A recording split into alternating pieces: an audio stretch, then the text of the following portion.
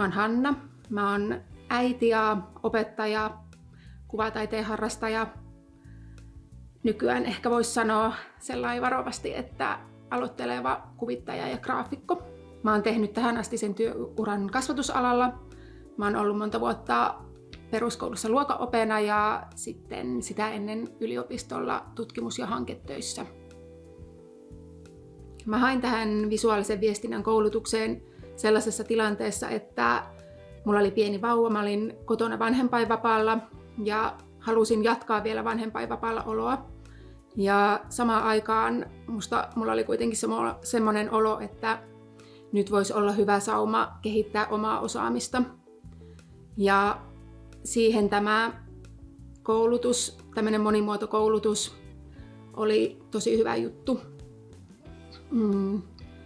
Mä oon aina tykännyt piirtää ja maalata ja harrastanut ja opettanut kuvataidetta jonkin verran, mutta tässä koulutuksessa mä ajattelin, että tämä olisi semmoinen, mikä ihan aidosti laajentaisi mun osaamista, koska mulla ei ole aiemmin mitään kokemusta tämmöisistä ohjelmistoista ja digitaalisesta piirtämisestä tosi vähän, niin musta oli jotenkin ihana ajatus, että oppisi ihan kokonaan uusia taitoja.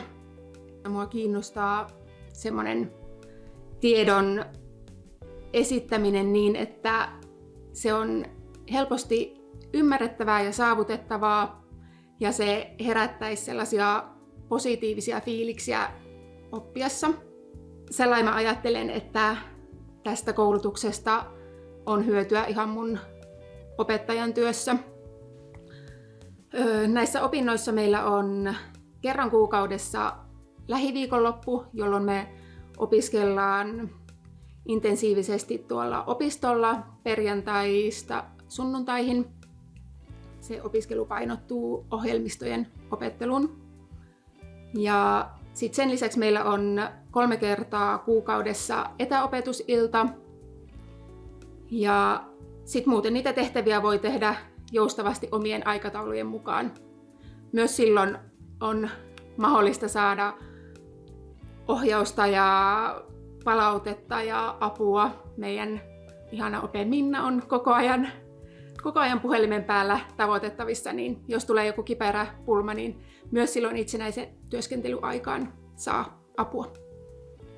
Näiden opintojen aikana mä oon keskittynyt ehkä enimmäkseen sellaiseen kuvittamiseen, koska se on mua kiinnostanut. Mä oon myös mainostanut paljon lähipiirissä, että mulla on tämmöiset opinnot meneillään ja jos joku tarvitsee jotain, niin mä voin mielelläni tehdä ja mä oonkin saanut muutamia asiakastöitä. Mä oon tehnyt esimerkiksi yliopistolle sellaisia messumateriaaleja ja tarroja, kuvittanut. Ja sitten mä oon tehnyt yhden strategiakuvan Keski-Suomen yhteisöjen tuelle. Semmoista digitaalista piirtämistä ja kuvittamista mä oon erityisesti harjoitellut nyt. Mä oon opintojen aikana hommannut itselleni käytettynä myös sellaisen piirtopöydän, joka on myös sitten avannut ihan uusia mahiksia, kun mä oon pystynyt Photoshopilla piirtämään ihan sellaista niin kuin piirtojälkeä helpommin. Se on ollut hyvä hankinta.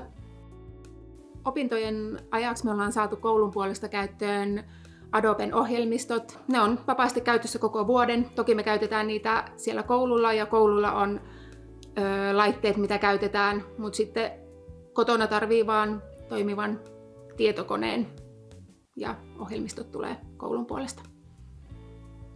Meitä on pieni kiinteä ryhmä, ketkä tehdään tätä koko koulutusta ja vaikka tämä on tämmöinen etätoteutus, niin tässä on kyllä kerennyt tosi hyvin tulla tutuksi ryhmän kanssa ja se on aina tosi kivaa tulla niihin lähiviikonloppuihin ihan jo sen takia, että näkee ryhmäläiset. Lähiviikonloppuina on tosi kiva nähdä myös sitä, mitä muut on tehnyt, toisten töitä. Toki me myös jaetaan jonkin verran näissä meidän viikoittaisissa etäopetusilloissa, että saa näyttää, mitä on tehnyt ja pyytää ryhmältä kommentteja ja palautetta. Mun arkeen tämä tämmöinen joustava monimuotokoulutus on sopinut ihan tosi hyvin. Mä oon siis edelleen lapsen kanssa kotona ja mulla on nyt kun mä oon päässyt tähän opiskelun makuun, niin mulla on ihan hyvä päivärutiini. Mä aina aamun touhuan lapsen kanssa ja sitten valmistelen kaiken valmiiksi niin, että sitten kun lapsi menee nukkumaan, niin mä voin suoraan mennä jatkamaan mun omia projekteja, mitä milloinkin on työn alla. Elikkä sitten mä melkein päivittäin teen aina jonkin verran näitä opintoja. Iltaisin en ollenkaan, jotenkin meidän perhearki ei siihen nyt jousta. Ja sitten se on ollut ihanaa, että on aina se viikonloppu, jolloin pääsee sellainen oikeasti pois kotoa ja niin kuin, paneutumaan tämän asian äärelle. Siis kaiken kaikkiaan tosi joustavasti ja jotenkin musta tuntuu, että meidän ryhmässäkin kaikki tekee sen oman elämäntilanteen mukaan, että mihin kenelläkin on resursseja ja kiinnostusta, niin kuin, tai miten paljon on kiinnostusta mihinkin projektiin syventyä ja käyttää aikaa. Tämä koulutus sopii varmasti ihan tosi erilaisille ihmisille ja erilaisissa elämäntilanteissa oleville ihmisille. Taustalla ei varmaan ole niinkään väliä, koska varmasti kaikki löytää oman tulokulman näihin teemoihin, mitä tässä opiskellaan. Tämä visuaalinen ala on kuitenkin niin laaja kokonaisuus, että tästä niin kuin löytyy monenlaista. Ja tässä koulutuksessa eri puolet tulee kyllä hyvin jotenkin esiin. Ehkä semmoisina nostoina, että kuka tähän voisi esimerkiksi hakea, niin ihminen, joka on vaan kiinnostunut tällaisista visuaalisista asioista, niin kuin minä. Mutta sitten myös sellaiset, ketkä vaikka työssään tarvitsee ohjelmisto-osaamista, niin tästä koulutuksesta saa kyllä tosi hyvän semmoisen perusosaamisen tason noihin Adoben ohjelmistoihin.